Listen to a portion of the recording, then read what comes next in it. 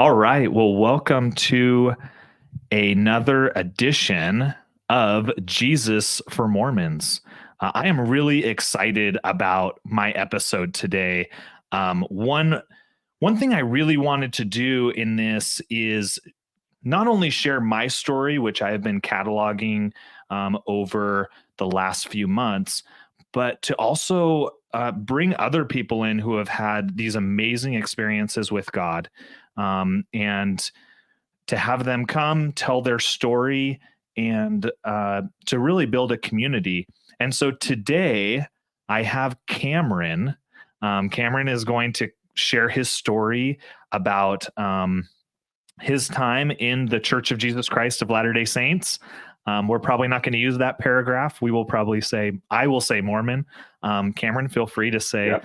to use whatever term you'd like. And then Cameron's going to share his story, and we're gonna just listen and kind of get a perspective of where he's coming from. You may have to excuse me. I do have a cold, and so if you hear me coughing, I guess it is what it is. I'm going to try my best to be a halfway decent host. So, Cameron, welcome to Jesus for Mormons. Thanks for having me. I appreciate it, Kai. Thank you. Yeah, no problem. So, I'm so glad that when I reached out on Facebook in a Facebook group, that you were someone who responded and said, "I have no problem telling my story." Yeah. So I really appreciate that. Yeah. You sent me over your written story, which I thought was beautiful and was very moving. I hope to really touch on that a lot as we go through this today. And so just tell me a little bit about yourself, your history in the church, and we can kind of take it from there. Yeah. So, yeah, what I sent you for background in true Mormon fashion, we journal, we write down things, you do Sure. your family history, all that kind of stuff. I have that ingrained in my brain, and I'm thinking, well, I'm not good at remembering things. So if I write it down, at least it's in there and maybe I can expand upon it later. So I kind of wrote, a couple pages there, but that was my start. But yeah, one of the things when it comes to it with my history that I want to just lay down is that, yeah, I have a lot of family. I have a lot of friends and others in the church. I still love them.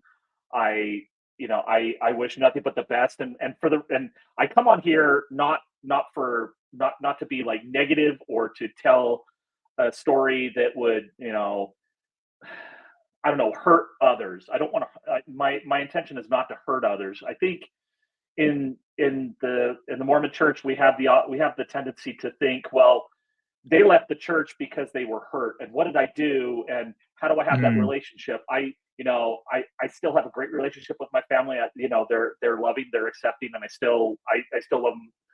But to that point, I mean, sometimes the church is not for everyone, and so to give you a little bit of background, yeah, I was born into the church.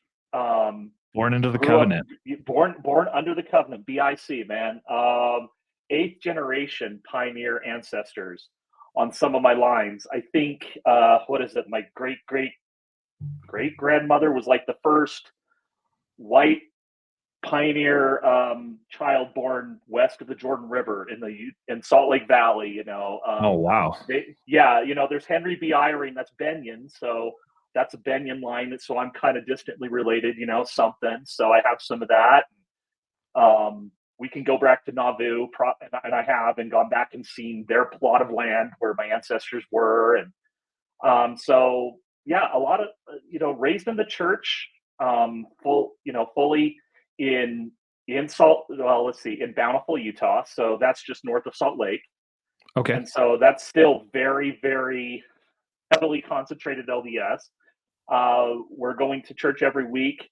We rarely missed any weeks. I mean, I had to, when I walked around the neighborhood, when we walked around our ward, in our area, it was so heavily concentrated with LDS people that, I mean, that you could pick out just a handful of houses that you could say were not members. Wow. Yeah.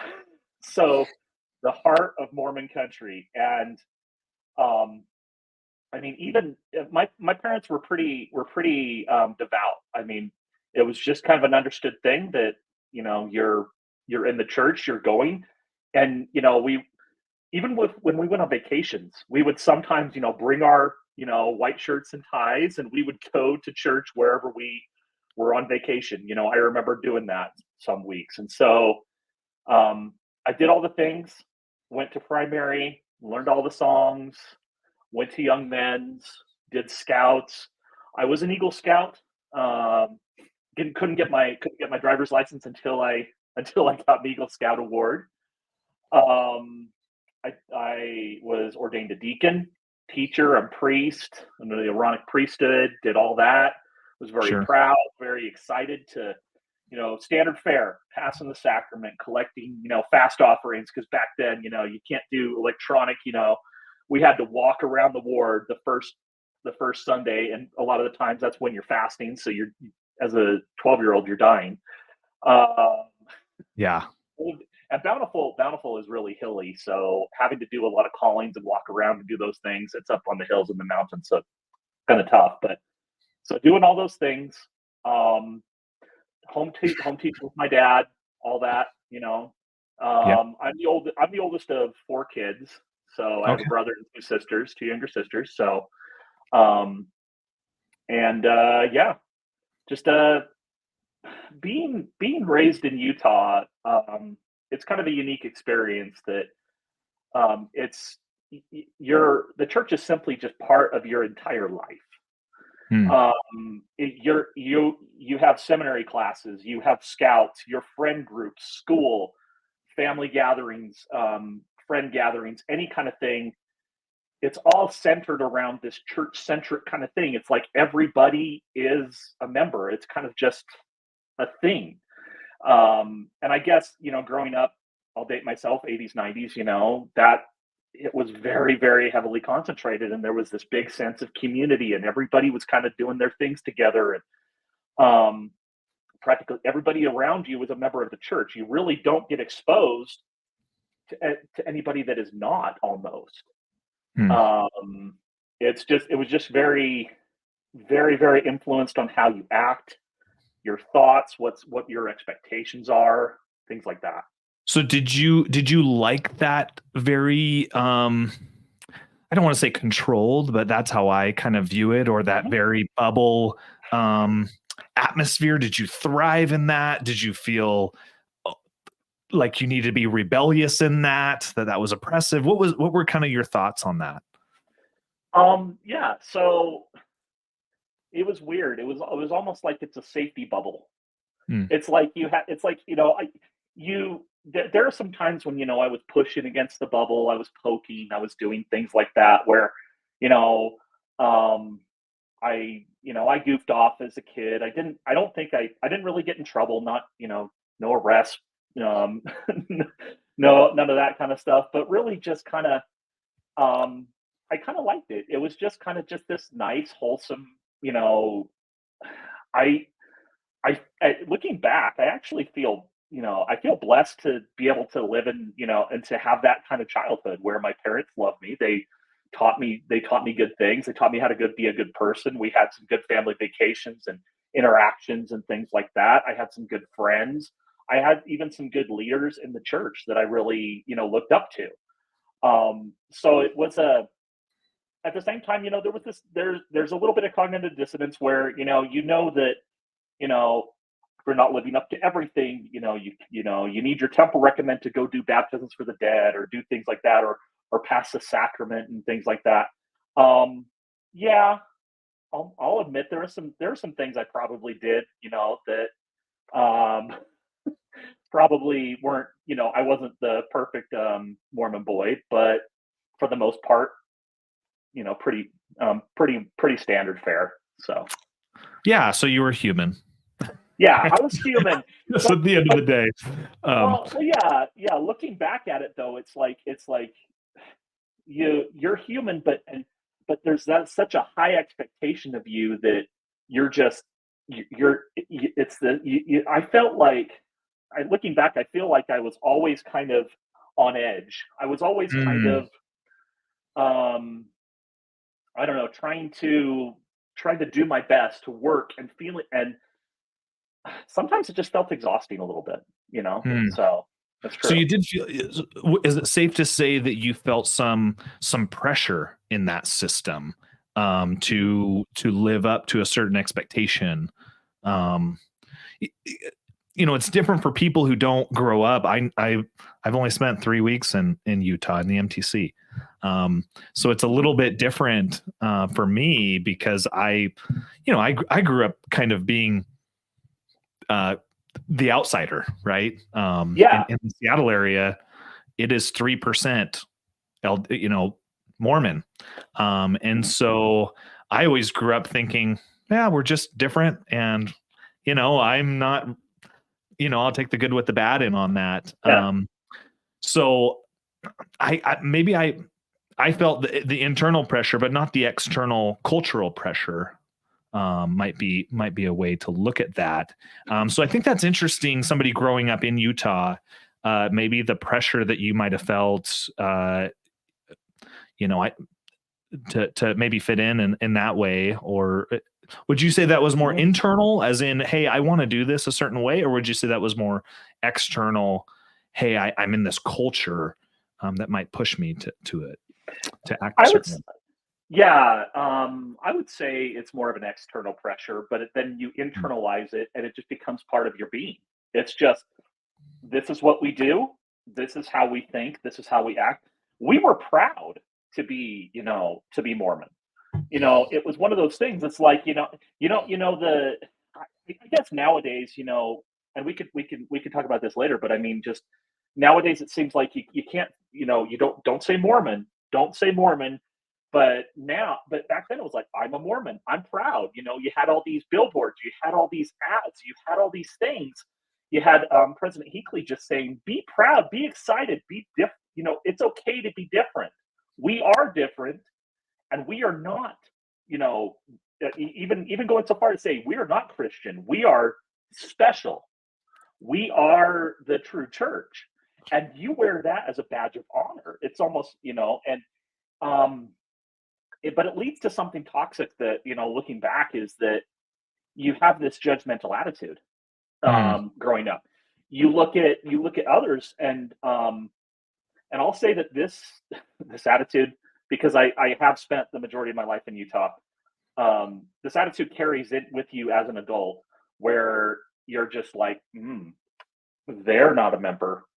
Or they're a member, but oh, I see, they're doing something on Sunday they shouldn't, or oh, it's so and so wearing their garments, or or are they, what are they doing, wrong, and you look. I hate to say it, but you look down on people, you know. yeah, yeah. I can see her shoulders. Ooh, Hmm. you could, Seriously, yeah, and how dare they, how in public. No, but I do think there is, and I'm sure that is so cultural there. Mhm. And I Yeah. think that's a really interesting perspective, because a lot of the people that I talk with are not from Utah who have left the church. They're from Western Washington, and there isn't that same. My best friend growing up was atheist. Um, Oh, I have very wow. good friends. So it's like, and I grew up very Mormon, and it was okay. Like, there wasn't this pressure for him to conform to anything. And now he lives in a tree fort and doesn't conform to anything. Maybe a little conformity might Cool. have helped him, but Cool, cool. so but I think that's interesting. So I think a big kind of dividing line for really any young man in the church is this decision. I don't know if you would consider it a decision, but the commandment that we have to go and serve a mission. Did you serve a mission? Were there any obstacles to that, or was that, hey, everyone in my graduating class is putting in their paperwork and we're all going? What did that look like for you? Yeah.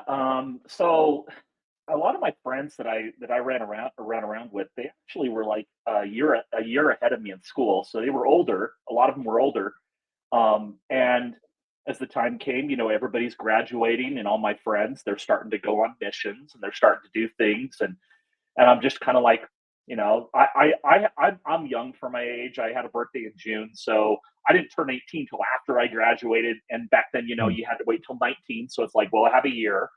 So I went to college for a year, took 2 semesters, and just was like, okay, I'm going to do something with it. But all the while, yep, I'm rearing, I'm getting ready, I'm You getting my you were a papers in preemie. You were a blessing. Yeah. preemie. Oh yeah. What I was what's taking those classes. Yeah, I was taking the there you go. classes. What school did you go to?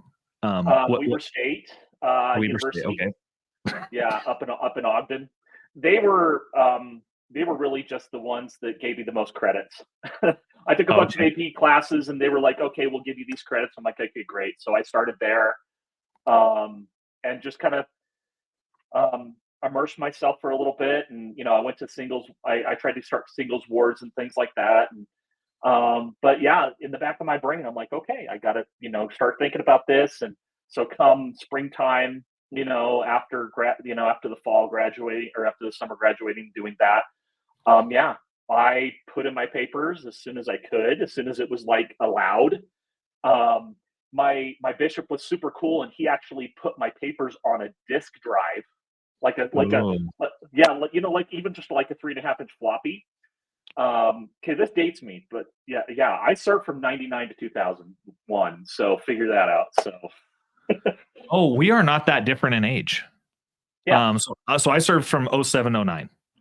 So okay, we're yeah, yeah. So yeah, '99 to um '01. Yeah, so I'm an old geezer. I grew up, and the reason for all this is me saying that my childhood was good is because I feel like I didn't have all the pressures of technology and all that distractions and things like that as well. But yeah, so we put in my papers, and the call came. I had my family come, and everybody was excited. I went through going through the temple and getting in, and actually uh, getting your endowments out. They used to sure. say that. I don't. I was told you're not supposed to say that because you're not taking anything out. You're supposed to keep everything in your secret. But Yeah. I went to the Salt Lake. I went to the Salt Lake Temple when they still did the live sessions. Oh, sure. Yeah, so that Yeah. was weird. Yeah. Yeah, and uh, yeah. Yeah, it is an interesting so I went through before my mission, MTC, before Hmm. the MTC. Yeah. Yeah. And I remember going through the live session and um my, yeah. Yeah, I think that can be so tell me about your experience. What was it that you thought was different or maybe different than the church that you grew up in? And maybe different than the very in-depth temple prep that you may or may not have gone through. Um, Yeah. Yeah. It was really. It was weird. You have this temple prep where like it's so beautiful, it's so great with all the ceremonies and all these other things like that. And so being respectful, I don't want to like say here's all the stuff that we do. I'm not gonna do that. That's not cool. But um, going through it is a strange experience for people that because the hard part is that you can't really talk about a lot of what you do ahead of time. So my sure. dad is there sitting at my side, just saying, "Okay, this is going to be kind of weird. Just go with it, dude." Um, and it didn't help that I didn't have the video, which a lot of people have now. That just kind of goes through the stuff. You had the live actor people, had the workers there acting out the roles and doing and performing the ceremony. So it was very disjointed, very kind of weird. I mean, I was just kind of like, okay, I'm just gonna go with this. Hopefully it will get better. I always felt kind of weird. I mean, in my brain, it was like, okay, this is normal. This is what I'm supposed to do. So I'm supposed to, go through the temple. I start to wear the garments, and I'm gonna get my Melchizedek priesthood, and I'm gonna go on my mission, and I'm gonna change the world. I guess I don't know. It was just kind of that was my first experience. I mean, we could go deep into what to later on, because that kind of the temple kind of caps my journey too, as well as I start and end there. So Yeah. Well, let's cover a little bit on the mission. So, yeah, where were you called to serve? yeah. I went to Guayaquil, Ecuador, so down in South America.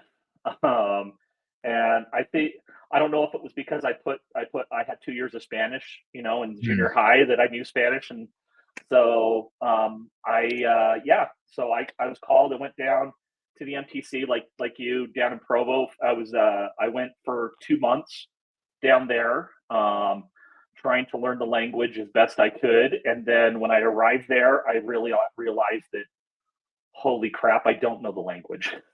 Yeah. My first, and it was a very jarring experience at the beginning. I come to this crazy, place with little buses and jungles, and I'm in this bus with my big suitcases, and there's a lady with a chicken in a cage right across the aisle from me, in this little bus, taking us like a couple hours away from the big, city, Guayaquil City, out to, our area. Me and my companion, everybody comes into the buses and gets their companions and takes them back out. And I I remember going to some I think a member's house that night, and they're like giving us juice and things like that, and I'm just like, yeah, Um, so it was an interesting experience getting started there. So Yeah. Would you say that your mission overall was a positive, a negative? Were you excited to go out and convert the world on your way home? What was your general experience down in Ecuador? um, you know, so my experience was largely positive. I'll say, looking back, I feel like I didn't, knowing what I know now, I can't.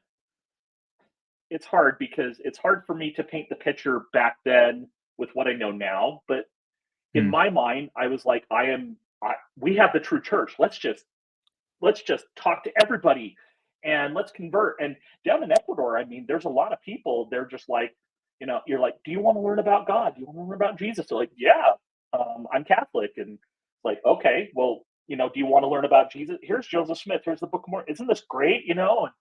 And we baptized a lot of people.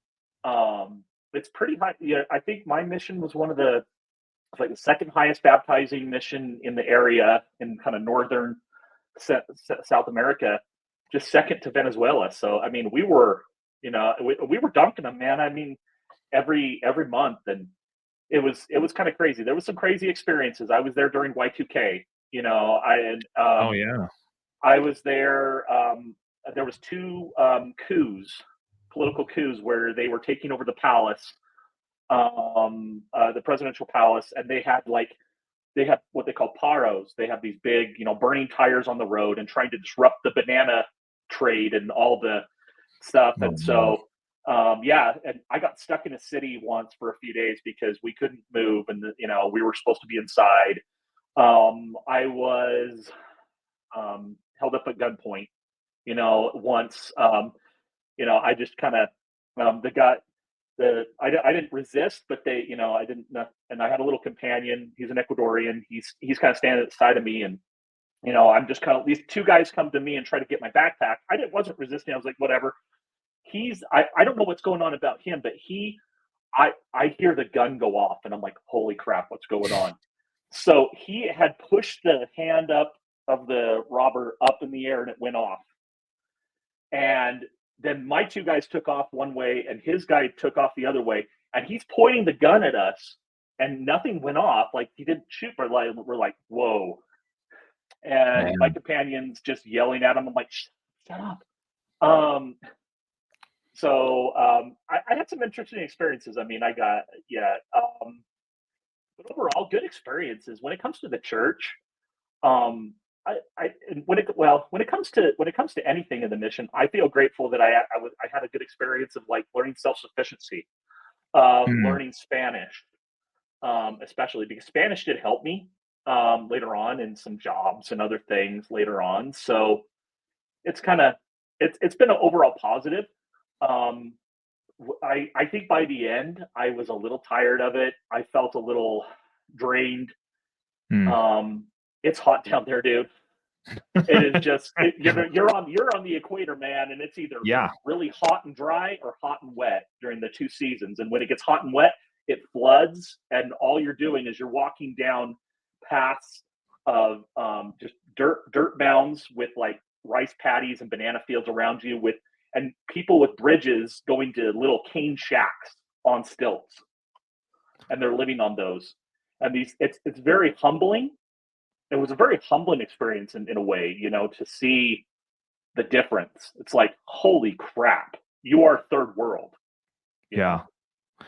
Yeah. That's, yeah, it sounds like a great like cultural experience, and that there were things that really anyone could take away, right? This Mhm. transitionary time of being, whether you're 18 to 20 or 19 to 21, learning some life skills of being, separated from family, and I think it's a pretty mixed bag on what people experience, and it sounds like you had a overall pretty positive experience on the mission. So you did the mission. Mhm. Is there anything else kind of spiritually? Did you feel like there were some real positive experiences? Was it in the middle? Where what would you say in that respect? I would say kind of in the middle. I mean, Mm, overall, I mean, it was positive in that there, I had, like I said, I had some crazy stuff happen, but otherwise, hey, I got to be away for 2 years, and I was being the good Mormon boy. I mean, it was like, this is the tithing of your life, because if you're going to be sure. 20 in 2 years, right? That's the tithing of your tithing to the Lord. Yeah, Uh, your Mormon math there. There you go.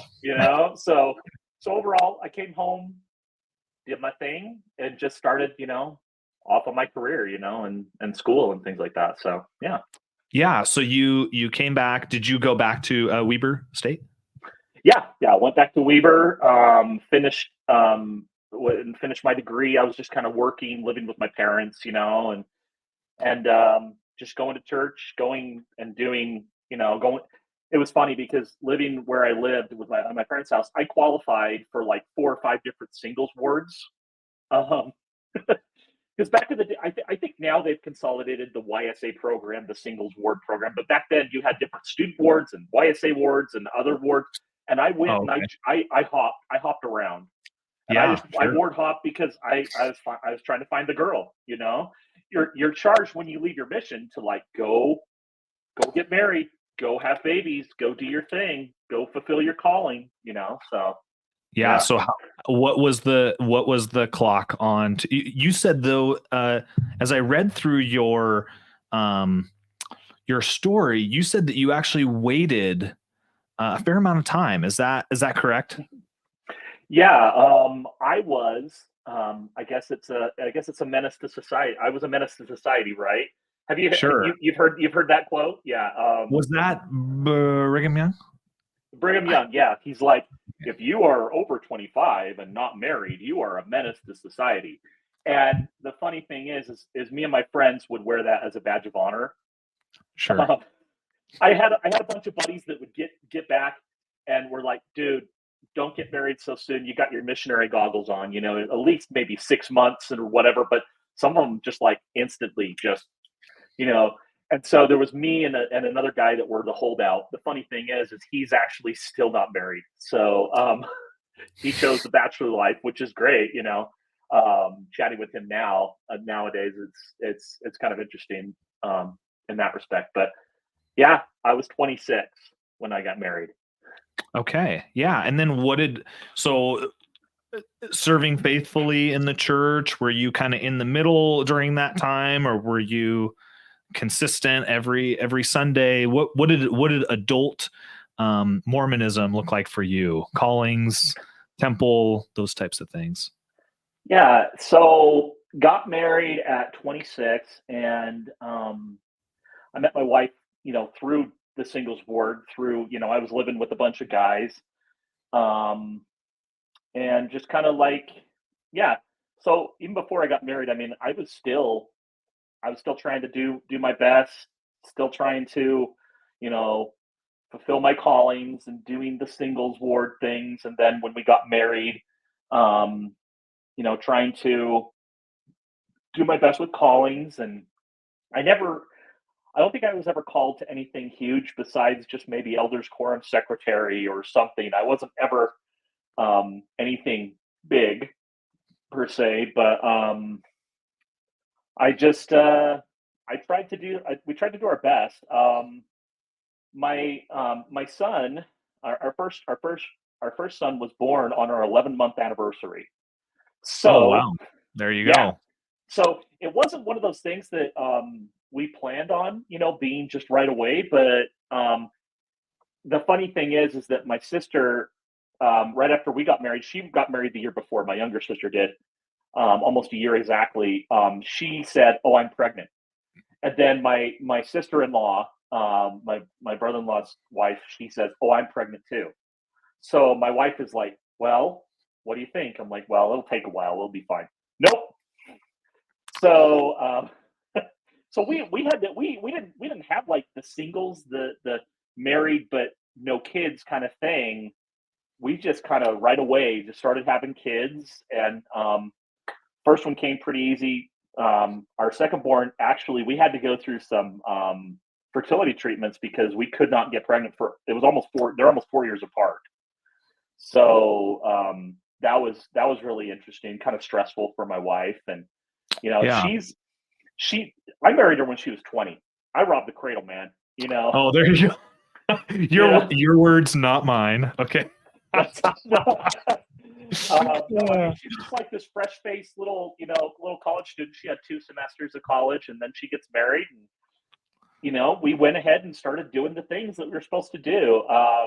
Hey, as long as it's not in the summer of her 14th year, then I shouldn't. I shouldn't. She Sorry. was almost 15.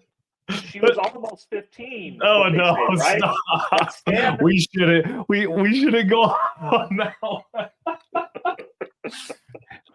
Now you know that I'm the host of this thing because I'll throw that out there. it's Yeah, she was it's all right. I almost can get 15. snarky, Oh man. my I can gosh. get snarky. I can get snarky. Hey, You're good. so for those of you who didn't get that reference, if you look up the gospel topics essays, right, Mhm. on polygamy and Nauvoo, um, the church tried to kind of clean up someone being married to Joseph Smith when she was 14 years old, and they tried to say in the summer of her in the spring and the summer of her 15th year. Anyways, they tried to kind of. So I guess many of you post Mormons will probably know that little comment. So anyway, sorry to take you off your story, Cameron, but No, no, no so good. No.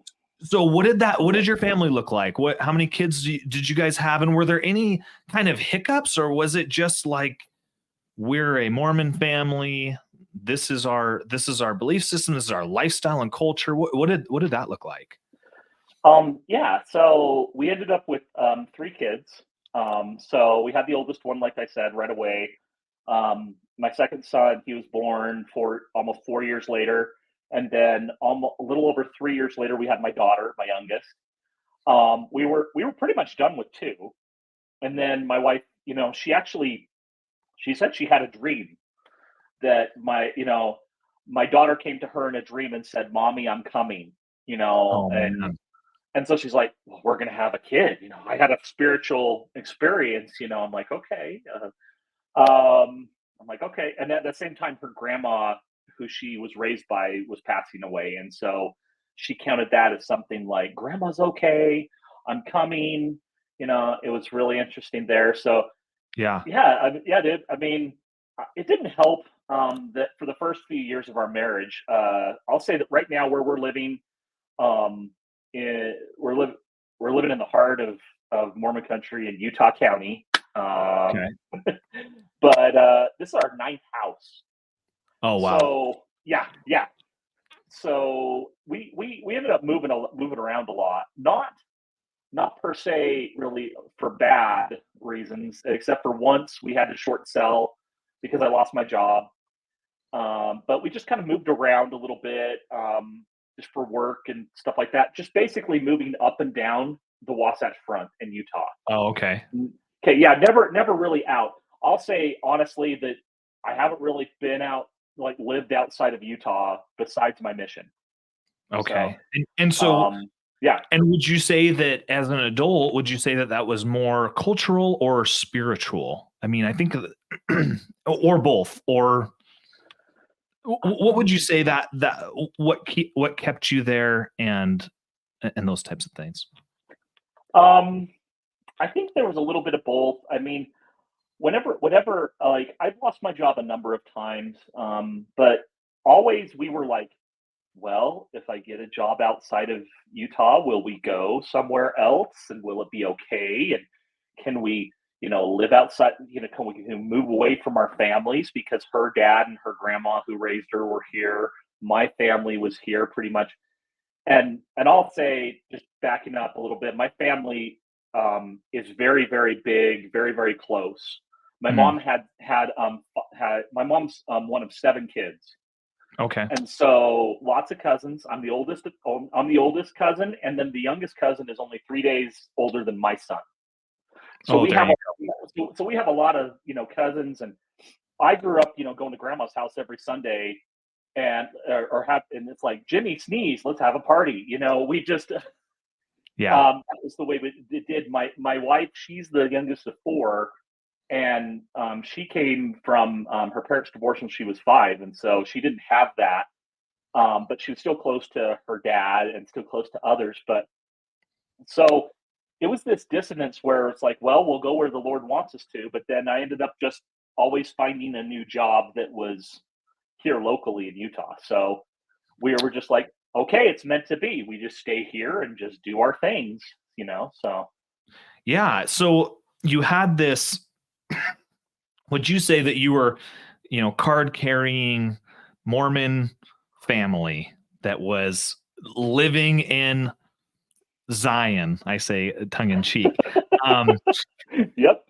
and pretty much just kind of going through that. Were there any kind of hiccups at any point for you and your wife where you were like, we want a world outside of this, or we want to start searching spiritually, or was there even a reason for that? Was there a driver that made you think maybe we'll do something else?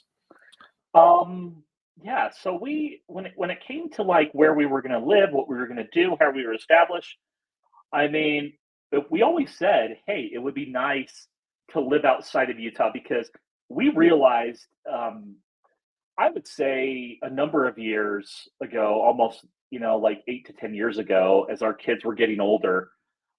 First of all, I'll say that we were card carrying members, but I would say that, I wasn't perfect in ever, maybe going to the temple all the time. Hmm. In fact, one of the things is my wife. She didn't want to go a lot of the time. She was always she was always busy or things like that. But it just kind of like we were doing our thing, but there were some drivers that the last few years that have kind of just caused us to kind of um, think about things differently. I don't know if you want to go there, but um, Yeah, let's I see. think I think that Yeah. that's important because I think you're probably going to be talking to an audience where there are a lot of people who have decided. I, I mean, I don't think the church will admit to this, but I know in my area, um, they are selling off ward buildings, consolidating wards, probably consolidating stakes, shockingly building temples. But there there is this uh, change that's happening right now, and I think it's important to kind of speak to why people are changing. And maybe you guys felt, I know for us, COVID, no in-person church, that affected Mhm. my family. um and affected my spouse. So I guess what was kind of your guys's that made you kind of maybe look outside of the covenant path? Maybe I'll call it that. Um, you know, Oh man. maybe Um, maybe look outside of just the card carrying member.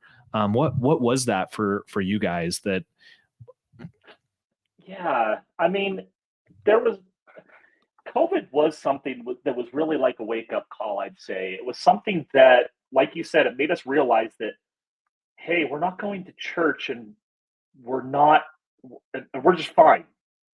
Like our ward set up the Zoom and we tried to like listen to their little, everybody scrambled, to try to do some kind of Zoom meetings.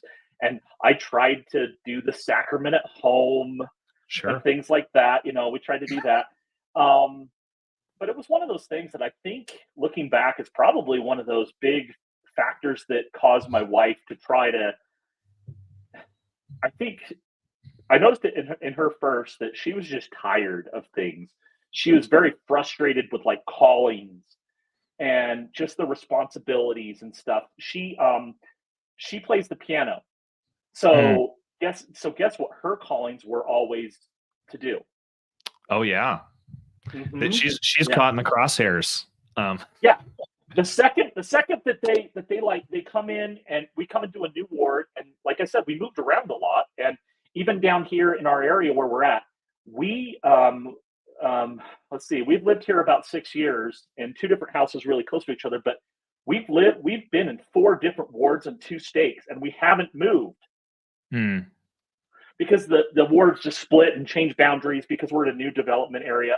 So every sure. time we're relearning things, and they're like, "Oh, you play the piano," and whether she rotates between Relief Society or primary, or even so for sometimes she was doing the organ Yeah. in church.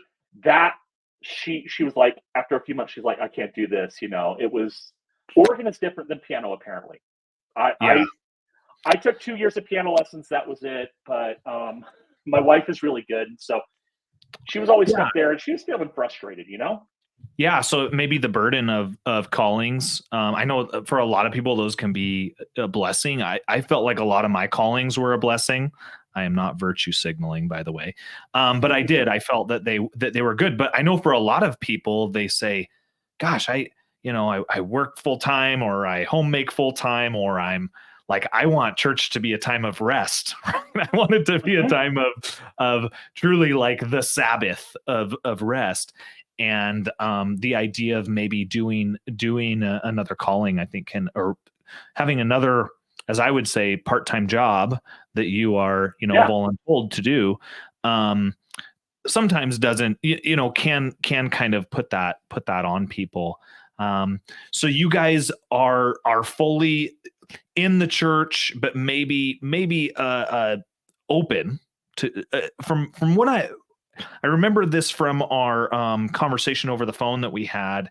You said that Mhm. your wife, excuse me, that your wife Mhm. was a part of a women's conference or a Bible study. If you could help kind of fill Yeah. in the gaps Yeah, on yeah, that. yeah.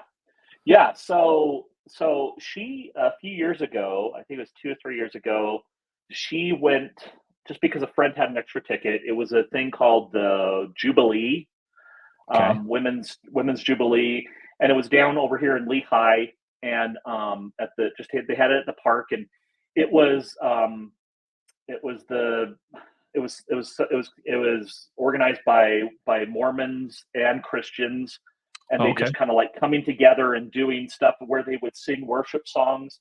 They would have Like a speakers and things like that. contemporary worship, like contemporary Yes, worship. yeah, contemporary worship. They were starting, and that's where she really got into the. She really liked the Christian, just Christian worship music. Modern Christian. You know, and it was just so different from what she's used to. She goes to our church, and it's like organs, and it sounds like a funeral dirge, and nobody's really singing. They're just they're not really paying attention. Um, we had barely any youth, and so I'm leaving her alone because I'm having to go past the sacrament, and that doesn't help Mhm. her. So she's listening to this really nice, fun Christian music, upbeat music, and then she goes to us, and it's just like, you know, I'm not gonna say there's beautiful hymns, fine, you know, but there's a difference, man. And so she had that kind of influence her, and she's just like, oh man, I really like that, and I know it caused a lot of conflict in her mostly. Yeah, and I think that can be interesting because you see this culture that you grew up in, and even these hymns that you know you that you would sing and were familiar with. And then I remember going to a so I'm Pentecostal. I remember going to a Pentecostal church and being like, "Oh my gosh, it is just way too loud for Mhm. me." But my wife, and now I love it. But I remember thinking, this is what church should look like, and maybe it looks a little bit different um, here. So you guys, uh, just through reading through your story, you had this, being faithful um, people in the church. You had a sacrament meeting, and I actually want to talk about another thing in your story. I'm sorry for telling Oh your yeah, story, yeah. but No worries. you talked about a temple open house. Can you talk Mhm. to me a little bit about that? About maybe, and this might paint a picture of a level of activity for people who are Mhm. listening to this. Can you talk a little bit about that? Yeah. So I was going to say, as my wife was feeling conflicted, she's trying to pull away. But guess what I was doing? I was doubling down. There we And go. as I was feeling like less, I was feeling less spiritual. Church isn't the same. There's less people in our ward. There was four young men, Hmm. including my two boys. And that's after So COVID. Is that's that is after that COVID. Well, okay? well, after COVID and even before, in our area, because it's newer families, there wasn't a lot of older youth, and Mm, that's not anybody's fault. But they didn't do us any favors with the way they drew the boundaries and things. So um, my sons were getting a crappy youth experience. They hated it. mm, My daughter even hated primary. My wife's mm. not liking it. I'm basically most of the time just trying to drag her in. The bishop's texting me saying, "We missed you last week. Where are you? Are you going to come?" I'm like, "Okay, guess I better drag the family over." So I was doubling down, and as you said, I even volunteered to work at the Saratoga Springs Temple open house because we live very close to that temple. We pretty much I could almost throw a rock, I swear, and get there almost. But so very close. I was at the temple open house, and I volunteered, and I was the guy that counted the people coming in, and I volunteered the week before it officially opened, where they were doing special tours, and Okay. so they were like special dignitaries, like the government officials, and by invitation, the stake presidents and others would bring people in. Like every half hour, we had people, so it wasn't a constant flow. So I was just kind of standing around, just enjoying the temple, um, and so Elder Gong from the Apostles came, and he came by and walked up and shook the kids' hands that were putting on the booties of people's feet, for the temple, and shook everybody's hand, shook my hand, and looking back, it just feels kind of heebie-jeebie weird that I was like, oh, it's like a celebrity, It's like, oh, he's shaking his hand, and he comes up in a black SUV Okay. over to the stake center. It's across the parking lot. Gets in a little golf cart, drives across the parking lot to the little tunnel, walks up the tunnel with all the security guys, and I'm just like, oh, this is kind of weird. Yeah. In hindsight, I'm sure in the moment Yeah, I mean, people worship, right? Like that's a yeah. that's a part of Mormon It's like, culture. yeah, These they're 15 celebrities, men. dude. Yeah, Yeah. they're yeah. And so I actually went to they were doing the dedicate at the open house. We went through with my mom and others, and let's see, yeah, last August, we I 2 weeks. Let's see, I went to the dedication of the temple. They did a satellite. They do a sat. I didn't go to the temple because they don't fit everybody. They have to be in the choir or something special to be in the room. But I went to the dedication. I had my temple recommend. I went, and you go through the doors. They lock the doors of your stake center and get you in there. You're waving the white handkerchief and doing the dedication. My wife and my kids did not want to go. And I was like, oh crap, we should have gotten your temple recommends. And my wife is thinking, and this impacted me the most, is she's thinking, if it was that important to you, you would have prepared and gotten our kids their special temple recommends to go to this.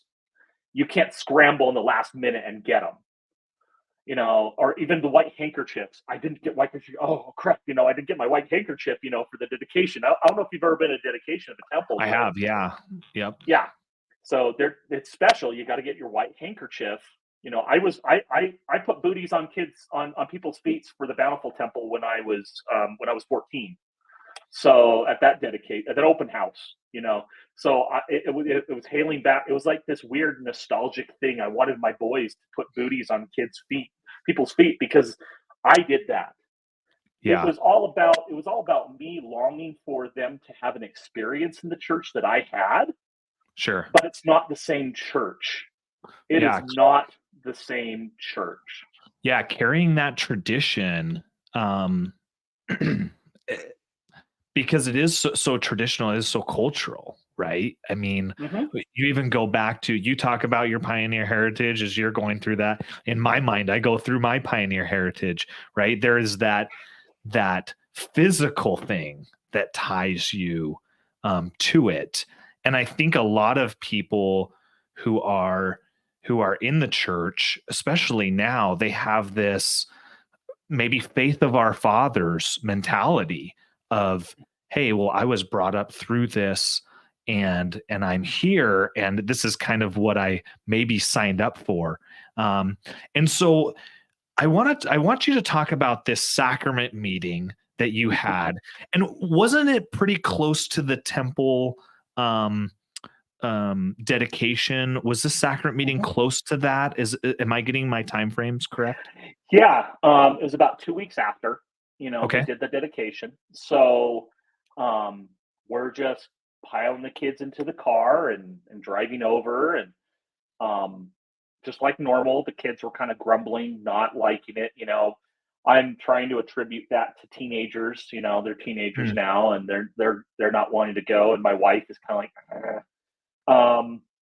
So we're sitting there, and this was a Sunday where I guess the bishop wanted the youth to, like, he had a couple youth speakers where they were supposed to talk about their experience at FSY, or at FYS, for strength, no, FSY, I think it's called, for the strength of youth. It's what EFY was back in the Used to day, be. in our Yeah. day. Used to Yep. be down at BYU or Utah, U of U here, different locations. They have it globally, other places, but they're supposed to talk about their spiritual experiences. They're supposed to talk about what a great testimony builder it was. Um, and the kid gets up there, this 14-year-old kid, good kid. I know him. I was a young men's leader, I think a little bit before then. So I knew the kids really well. They were good kids. But the whole time they're getting up there, and I don't think the bishop could have anticipated this, but he spent like 10 minutes talking about how he bought candy and soda, and it was so cool going to the BYU store. And I'm kind of looking at Lisa. We're side glancing. We're like, man, where's what does this have to do with us? Is this, you know, where's God in this? Where's the lesson here? And I don't think the girls were a little bit better, but the boys were like non-existent on any kind of spiritual message. Um, so my kids are not interested. They're just not doing it. They're doing the same thing that everybody else does. Side note, the one thing that I noticed the last couple of years was just everybody is just freaking looking down at their phones. Hmm. They're just not paying attention. They're the guys during the lessons in elders quorum, during Sunday school, during sacrament. Guys are just sitting there, checking their sports and fantasy scores. I don't know. uh, People are playing games. They're not really focused. They don't seem to want to be there. There's been this lack of, warmth and happiness of what people want. It Hmm. seems people are putting on a facade. and that was kind of my feelings up until then, and that's how I still kind of feel about it. But Yeah, there's this,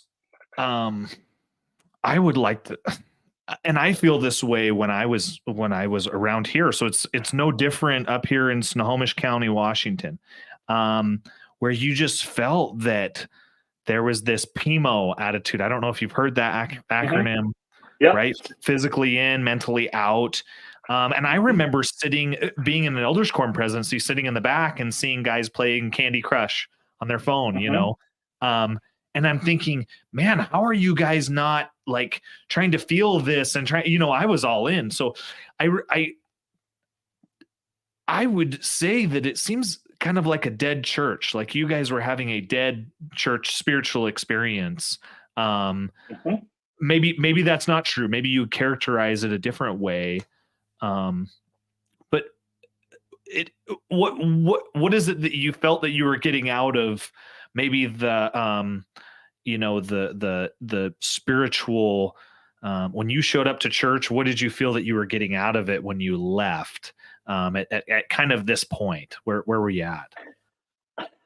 I felt like I wasn't getting really anything out of it. Man, I was going through the motions, and I was doubling down, and I wanted in the back of my brain for everything to work out. That I wanted to have these spiritual experiences, but it wasn't there, and I was trying, but then my wife isn't in it. She was very PMO, she was not feeling it, and I'm not feeling it. Everybody's there because they don't want to be. They're just there because they're supposed to be. Mm, So to pick it up a little bit, my wife, she texted me because we have two of our kids in between us, and she texted me and she's like, "Do you want to go to Rowdy Church with me?" And I'm like, "What's Rowdy Church?" I'm thinking about what's going on, and I'm thinking in the back of my brain, I'm like, "Wait, she commented to me about Rowdy Church because I think at the conference that she went to, the Christian." There's a lady that's part LDS and part Christian. She was raised in both, and she went to both churches growing up. mm, And she said she got to go to the Rowdy Church or the Christian church, evangelical church, and then she went to the Mormon church. And the Rowdy Church was the one she usually liked because of the music and things like that. So sure. Lisa's like, "Oh, I want to go to Rowdy Church," and I'm like, "Okay." And I'm thinking in my brain, I'm like, you know, normally I probably would have been a jerk and say, "No, how dare you?" But then We I'm have like, the one I'm true church. yeah, like, why would you want to go anywhere else? And she's Yeah, like, she's just like, she looks, she's just looking like she needs it. And I'm like, okay, I need to be fair. I'm like, sure, I'll do it. And in retrospect, she didn't really think that I would say yes. She was expecting mm, me to say no, and she'd be like, well, I might go, but I'll go to both or something like that, you know. But she went. She was like, "Okay, I want to go to Rowdy Church." I'm like, "Okay," and we have 9 o'clock sacrament meeting, so we're there early morning. And she kind of looks up a little bit. She had a friend. Um, Funny story. She met this lady who was the wife of a pastor 15 years previously. oh, When okay. our first kid was really little, she met in the parking lot of a movie theater. The pastor's wife was going to go see Twilight, and Okay. she was Yeah, just going to go see it alone because it was a nighttime. Her husband, the pastor, which now I get it why he wouldn't want to go. They go and they looked at each other like, "Oh, do you want to go to the movies together?" And they struck up a friendship. And they hung out a little bit, and they kept in contact through Facebook and other things like that. Didn't really hang out too much because we moved around, like I said. But she knew that her husband was a pastor at a local church here, and she was like, "Where do they meet? Where's this location? And what time are they at? And she's like, "Well, they have a meeting at 11 o'clock. We could make that if after sacrament meeting ends at like right after 10, or a little bit before 10. We just got to bolt, and book it there." And so I'm like, "Okay, let's go, let's find it." So she messages this pastor's wife through Facebook. Didn't have her text message or anything, but yeah, she's like, and we took our daughter, and we told our sons to just kind of walk home, do whatever, when you're done, and we went to Rowdy Church. There you go. Um, What was your experience like when you showed up at now just to clarify, Rowdy Church is a non-denominational church, I think from what you were yeah, saying. yeah, our church is, yeah, it's not denominational. Um, it's just about 4 or 5 miles away from us, so, a little farther than what our stake center is, but non-denominational. They, the traditional, they have drums, they have guitars, they have keyboards, things like that. Non-denominational evangelical, I guess. So, Okay. Yeah. So what um, was what was your I think energy? I don't want to be too I don't know. This oh is a yeah, religious podcast, so we can, go new age, metaphysical. But what type of energy do you think you experienced? And what was kind of the differences, even when you walked in the door for the first time? Um, yeah. what was that like? Oh man. So the experience there was just, it was night and day, and that's not being me being like facetious and like putting down the Mormon church. It's not any of that. It literally was like we got out of our car, and within a few steps, I had a guy saying, "Hello, good to see you." As we're walking out, as we're in the parking lot. We had 3 or 4 people greet us, and we got, and the pastor's wife was right there. She was so surprised to see my wife because she didn't get the Facebook message yet. They're in classes and stuff, but she's just like so surprised, like, "Oh, you're coming!" And we're sticking out like a sore thumb, right? She has her dress on. I had taken my tie off. Um, Okay. luckily, I wasn't wearing the white shirt. I myself, this is my rebel self. I didn't wear a white shirt sometimes. Sometimes I wore pastel colors like blue and Oh purple man, and high road orange to and apostasy. green. You guys are taking I notes. Yep, yep, yep. So if you don't want, well, and I passed the sacrament with a blue shirt on. Oh man. This Hmm. this is this Hmm. is where we're going off the rails here. Mormon thug hashtag Hmm. right there, Cameron.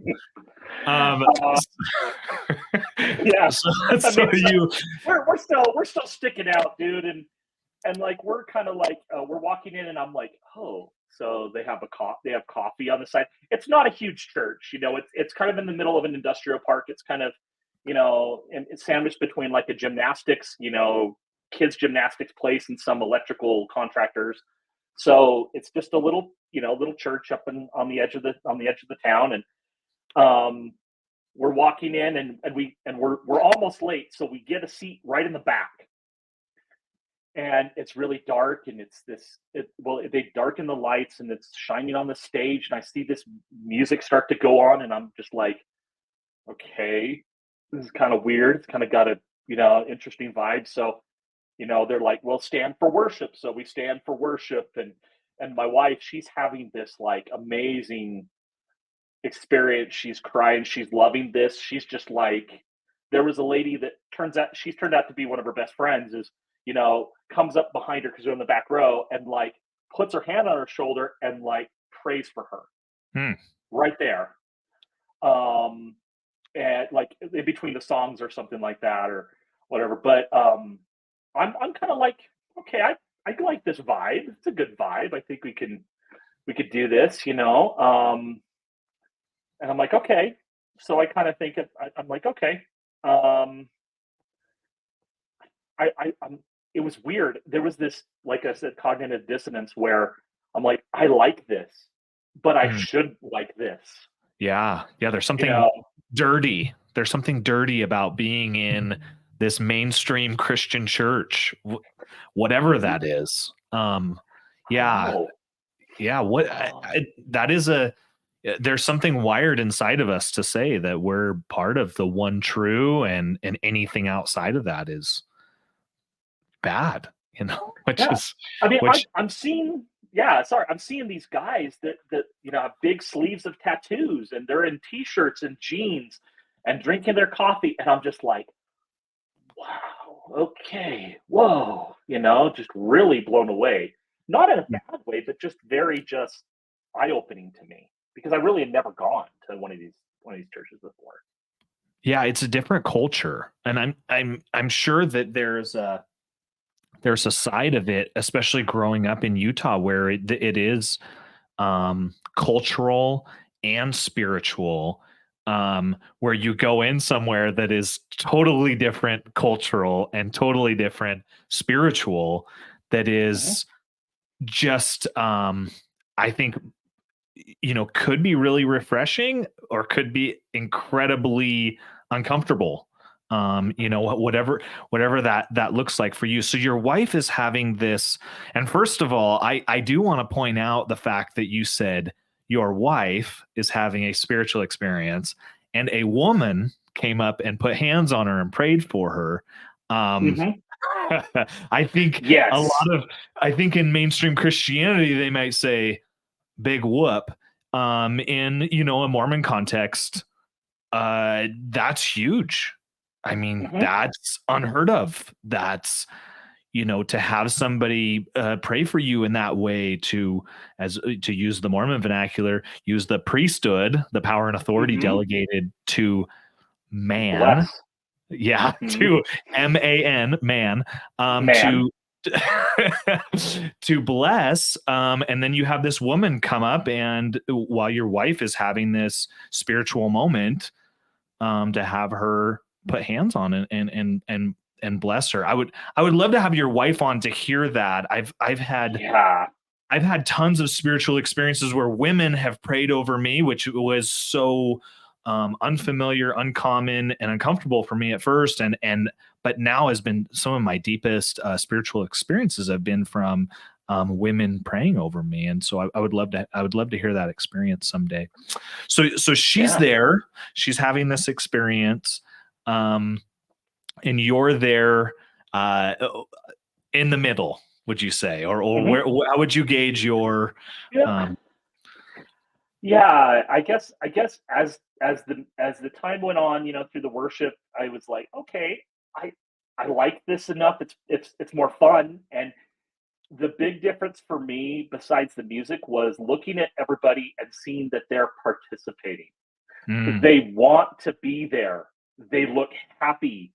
The first guy that said hi to me, turns out he's the assistant pastor. That was like one of his first weeks because he was brand new into the area too. He's moving in, and so he's a really good friend now. And it's just amazing to see what people are happy. They like to be here at church.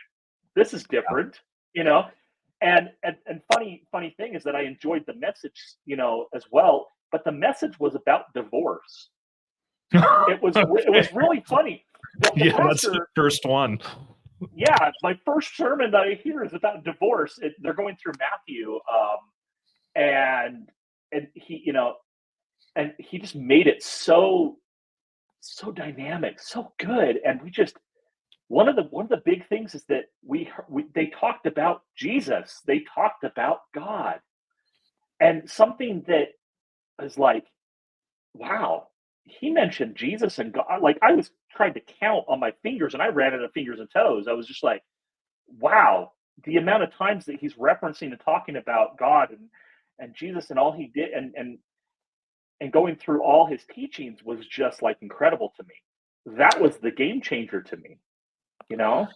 Yeah, so you're in this experience, and I think you put a headline of your thoughts, and one of them was having more Jesus, something along those lines, and I think that's Oh a yeah. really interesting comment, because the church that you came from, the Church of Jesus Christ of Latter-day Saints, some people might say, well, more Jesus, it's in the name.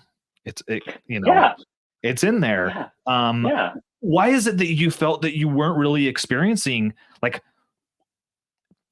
and I obviously have a response to this, but why is it that you felt No. that in a church environment you didn't really experience God and Jesus? What would you say a sacrament meeting is that really, do you think it lacked? What did you think it lacked in comparison? Yeah. Good question. One of the things that I think, looking back now, thinking about it, the sacrament meetings are really a lot about you're assigned a topic and you're supposed to find scriptures about that topic, and then you're supposed to look up um, and the scriptures. Try to avoid the Bible. Just talk, put it. We got the Book of Mormon, we got the Doctrine and Covenants, and you have the words of the prophets. You Sure, have of course. you have past prophets. You have general conference. So you're hearing a lot of words about um, why the Book of Mormon is true, and why Joseph Smith is the prophet, and how and how you have to have faith and temples and all these things. And it's almost like, I hate to say it, I know people will contradict it. Everybody has a different experience, but to me, Jesus was an afterthought. Jesus Hmm. is supposed to be the head of this, is supposed to be the head of the church, but it feels like he's this afterthought. There was this interesting picture that we saw, after leaving the church, that we saw where it showed on a bulletin board, church bulletin board, it showed big pictures of the first presidency in big, single picture letters of President Nelson and Oaks and Eyring. And then it showed pictures of all the different apostles and stuff. And down here at the very, very bottom was a picture of Jesus. The Hmm. standard, him in the red robe thing. Yeah. Um, but big, big pictures, little tiny Jesus. Um, it was just, Yeah, and that I'm like, and but that can that's just so much, it just shows. yeah, and in a way, you can feel that might even be a representation of Hmm. the church, at least um in its organization. And so I hope I didn't take you off of your story, but so your No, wife, you guys good. are through worship, you have Hmm. this um beautiful lesson on divorce of all things, Yeah, sermon on divorce, and then where did it go from there? yeah. So after the service, they actually were like, "Well, we're having like our a picnic at a park." It's every couple weeks they had during the summer they'll have picnics at the park, where people can just socialize. First of all, that's awesome because ever since COVID, I feel like we have there's no activities or anything really happening at the church. That we can go over that topic, but we actually went to the picnic. We're like, I'm like, let's go. And so I sat there for about 45 minutes talking with the pastor about things and just learning more about what the church was about. And one of the things that's really was amazingly refreshing to me is that, first of all, Pastor Steve is just an amazing guy. He's very, very humble. He keeps to the word. And the amazing thing to him, is that he mentioned, he's like, I don't care what church you go to, as long as you find the true Jesus, the true biblical Jesus, and you give yourself to him, you put everything, you come to the cross, you recognize what he has done for you.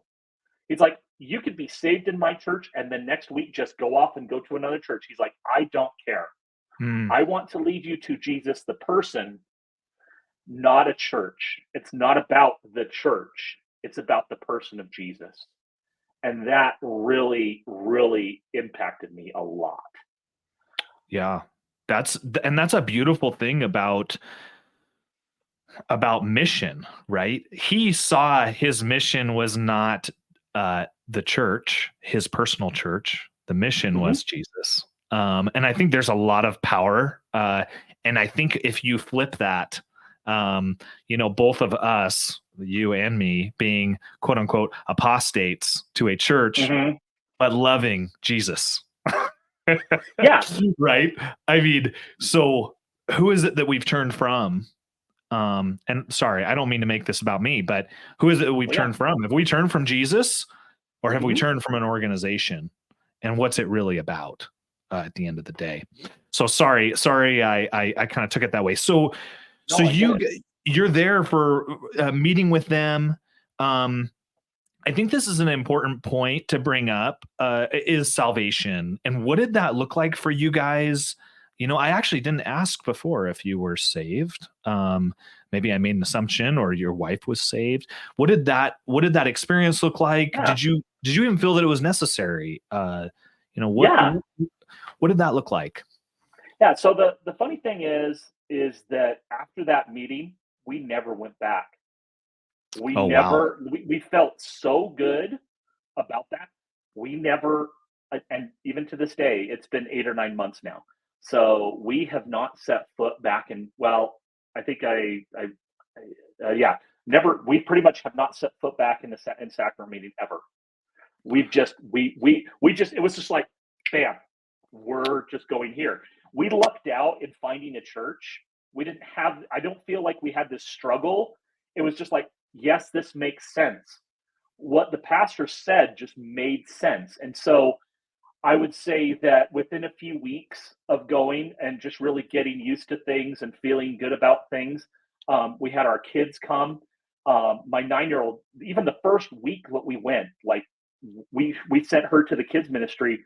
She couldn't shut up about what she learned about Moses. She talked for half hour all the way, back home and about what she learned. She was so excited about the gospel and what it gave her. And even my 12-year-old, my son, um, he got excited in the next couple of weeks because we sent him to youth group, and there's like 20 youth. There's like Yeah. many more youth than what there is there. So he's getting excited. My wife is excited about going to the women's ministry. I'm excited about going to the men's ministry. That it happens. I'm going there at 7 a.m. on Saturdays. What kind of guy in the LDS church actually puts in the effort to get up at 7 a.m. and go to church besides just cleaning the chapel? That's a whole other thing. But like, it wasn't so much about like we had these problems theologically and doctrinally and about the church itself, or we weren't hurt by somebody. We just wanted more Jesus in our lives. And this church fulfilled it for us. And it really hit us. And so I'd say within a few weeks, we're going to small groups, we're doing all these things. We stood up. And when our pastor likes to at the end of every sermon, he's like, if anybody needs prayers, if anybody needs, wants to accept Jesus in their life, you haven't done it in your heart, you need to accept him. You need to accept Jesus. And we stood up, and one of the pastors came by and he prayed with us, and we were saved then. Beautiful. It was amazing. And then within, let's see, so that was, we started going in the end of August. On December 3rd, last year, my wife, myself, and two of my kids were baptized.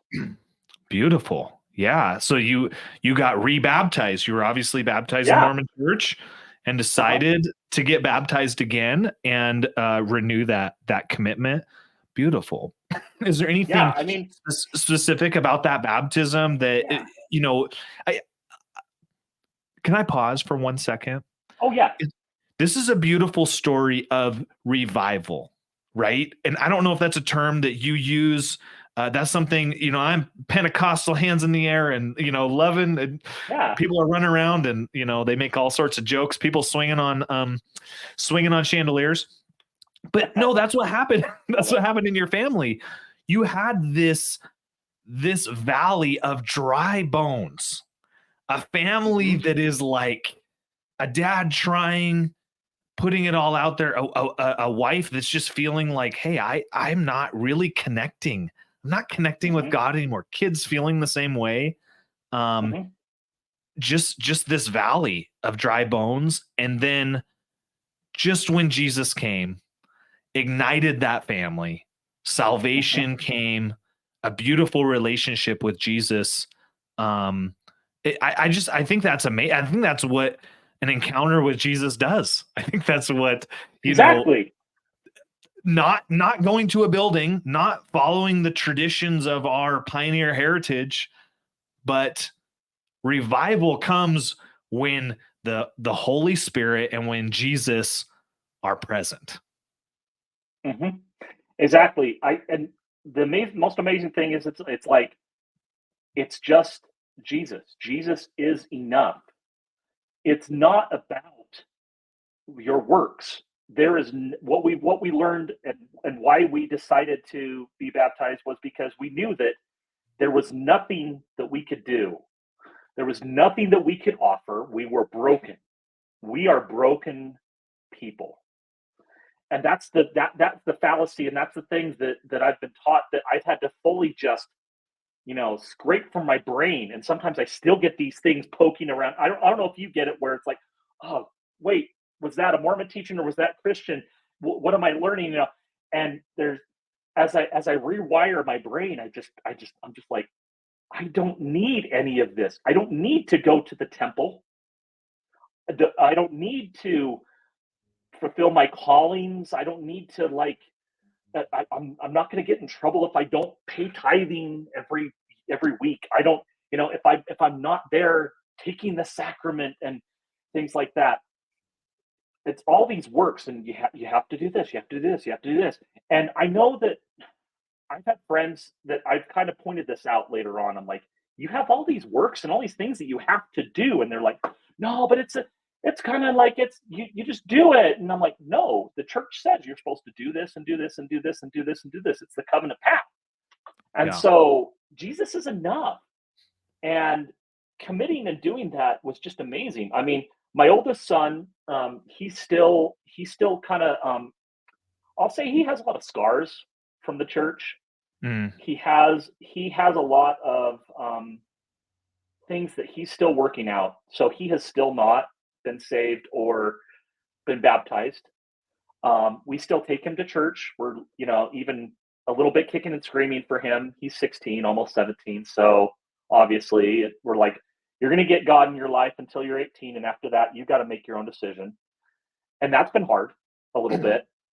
But it's been amazing to see the transition in the family. My wife and all of us, we're reading the Bible, and we're learning that we can trust the Bible, that it's not just this telephone game of incorrect translations and things like corrupt monks or rogue monks are writing things in the margins and adding stuff.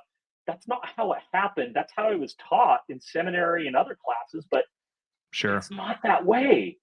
And you can trust the Bible. It's God's word. That's what's amazing.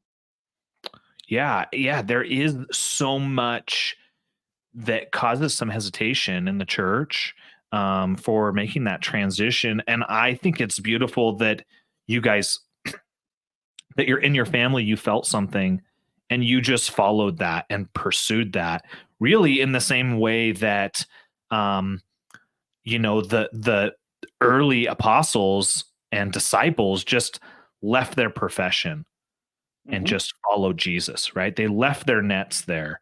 And that's what I would say probably your guys' experience was, hey, even though I've put all this time and all this effort into this faith and religious system, it's it literally doesn't matter because I need Jesus. I Hmm. personally need him.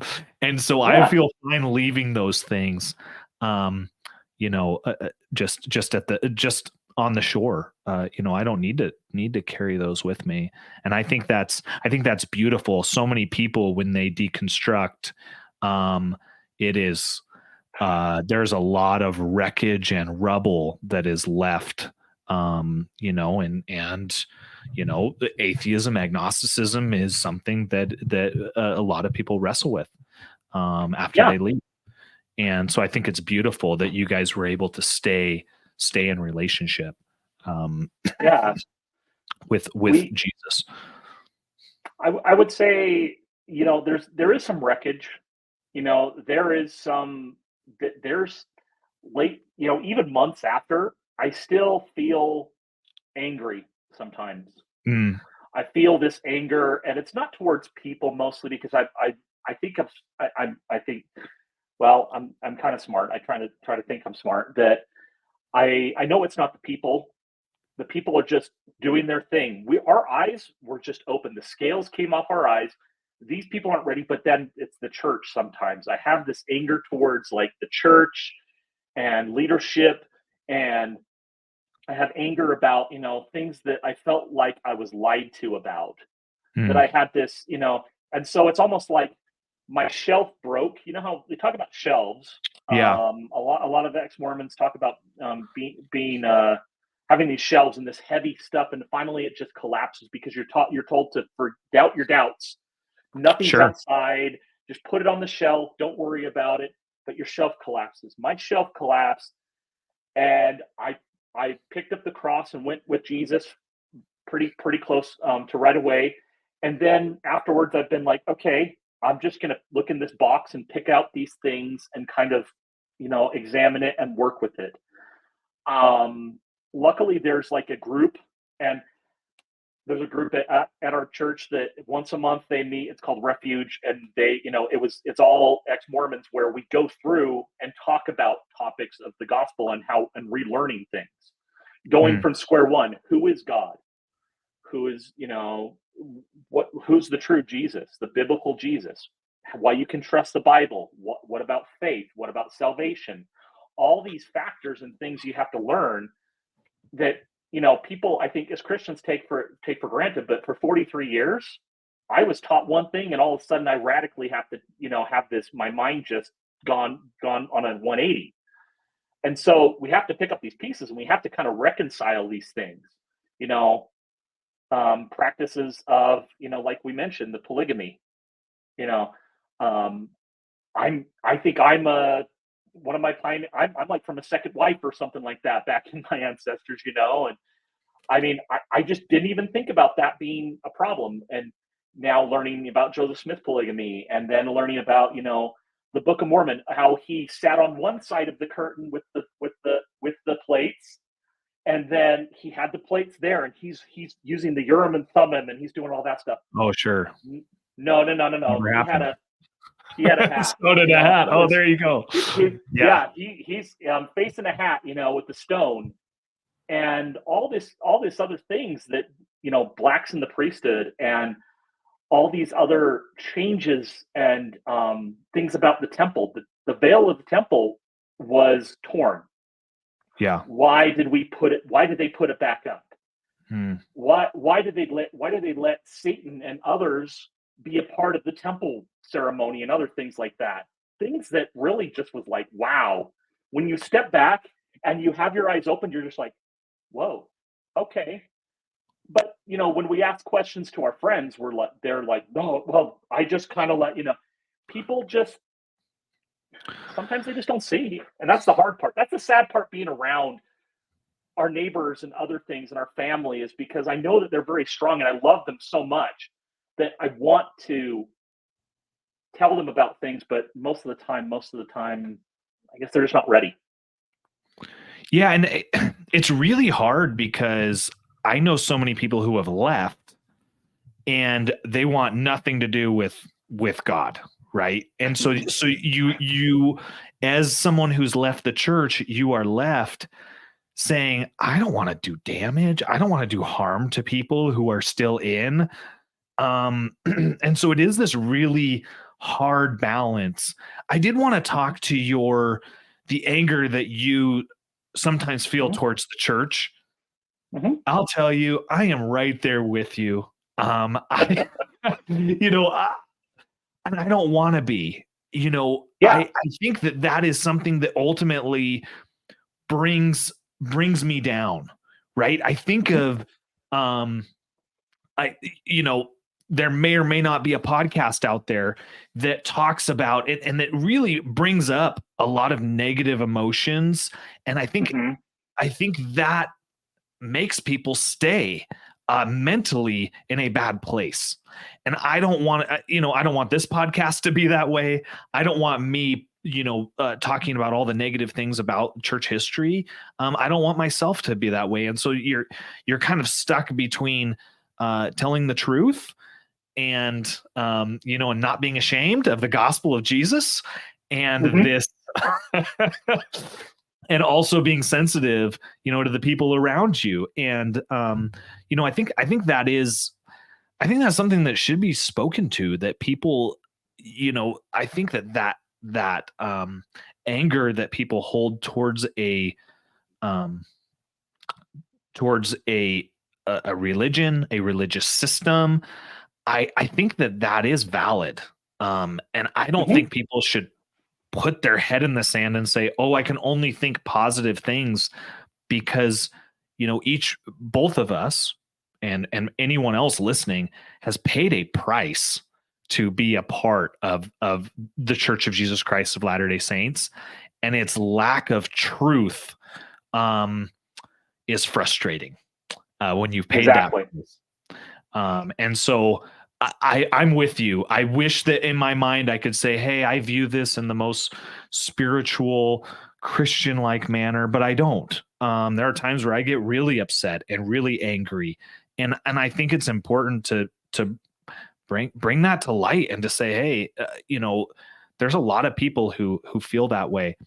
I want you to give a shout out to your church home. I'm Exactly. a big supporter of the local church. This is not a church where you go to meet with your fellow believers. That's a church. So shout out to your church. Where is it that you go? It's called Redemption Hill. Redemption Hill. It's in Eagle Mountain, Utah. Eagle So Mountain, Utah, Redemption Hill. All right, great. mhm, And it sounds like they have some support groups for people who are curious about, Christianity outside of the Mormon Church, which is mhm. great um, to do that. So it sounds like you've made this transition. Okay, I want to just to kind of land the plane on this. I wanted to ask you these 3 questions. Now, I love to have fun. I think that this is great. And so this is the first question. Did you leave the Mormon church because you wanted to sin? No.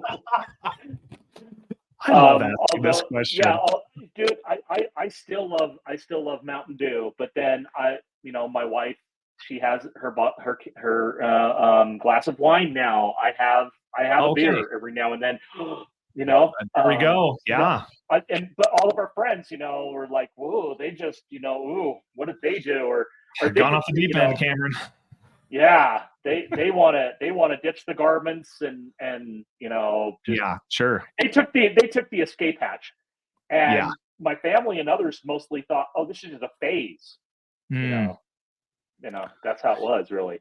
Yeah, I think that there are these common questions that the church puts out there, right? How about this? Were you offended, and that is why you left? Did somebody hurt your feelings, Cameron?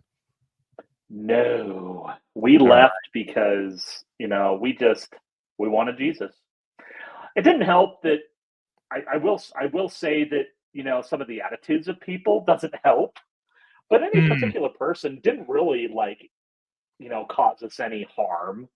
We were able to separate the church itself from the people and realize the people are just part of the system. You can't yeah. be offended. My grandma was offended and went inactive for over 30 years. Mm, And so that was our cautionary tale, you know. sure. Yeah, about that. And hey, it's your choice, right? You choose to be Mhm. offended. All Yeah. right. That's a little Bednar in there. Um, okay. And then Love did it. you leave because now going to the current prophet, did you leave because you are lazy or a lax disciple? Um, Oh, no. oh Oh no. man. What this Oh. common trope is falling apart. You didn't leave because you're lazy or a lax disciple. I assume that since you were hardcore when you were in, and yeah. Mhm. And that's the thing, going listening in conference the last couple times, I think I heard the the thing saying, if parents, if your kids leave, you are a lukewarm, parent. Oh man. They said that. That part really got me a lot because I was like, how dare you? My mom is as right and true and believing as can be. This is me. The bottom line Sure. is this is us making the decision, and you know, I'll lay it out there. We have removed our records from the church. Oh wow. Okay. So Yeah. you've moved on to that point. You guys Hmm. are completely out. And how did if you were to look at yourself that whatever it was, less than a year ago, that Cameron back then, and that family, that were feeling, maybe disconnected from God. Mhm. I don't want to put words in your mouth, from, Yeah, right. relationship. What would you say back to that Cameron? What would you say about this journey, about, faith and religion outside of Mormonism? What would you say? It's so freeing. I feel free. I feel, I feel joy again. I feel like, uh, just keep going. There's this light at the end of the tunnel as you work through things, but it's so freeing once you realize that you just give it to God, you give it to Jesus. And even this is what I've had to deal with even recently in the last few weeks. Like I said, with the anger, I'm giving it to God, and I'm just learning to just run with that and learn about Him and learn to love Him. Reading the Bible, reading His words, and figuring that out. It's just so freeing not Yeah. to live in this hamster wheel of rules and just constantly trying to figure out, am I worthy or not? Yeah. I know that I am unworthy, but through Jesus I am. Yeah. Yeah, definitely. All right. So I want to give you a space, and that was beautiful in and of itself, but I want to give a space for you to tell, any kind of words to anyone who, I guess, the people that are inside the church that aren't really feeling connected. Like, what would you say to those people? What would be your, I mean, you have this beautiful experience and testimony, and what would you say to people who are just in there, those PMO people, the, Mhm. physically in and mentally out? What would you say to those people, who are going through that right now? Uh, I would say there is an alternative.